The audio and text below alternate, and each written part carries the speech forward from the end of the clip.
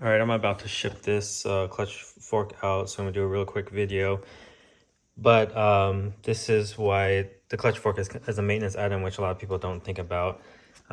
These little pieces right here, you can see that they get worn. There's a little bit of a lip on there, right there on the edge. You can see the lip right there. This is not bad.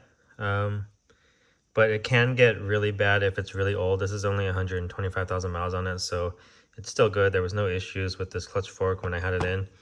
But since I have my transmission apart, I decided to, and I was ordering a bunch of new parts anyway, I decided to order a clutch fork. And what happens is, this is supposed to be rounded like this. And it's pivoting off of, this is where your throwout bearing sits.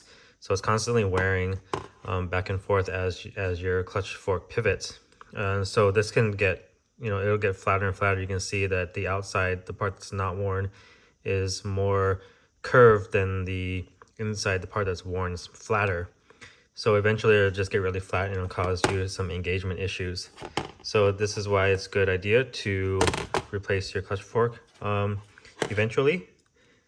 But that's it for this video.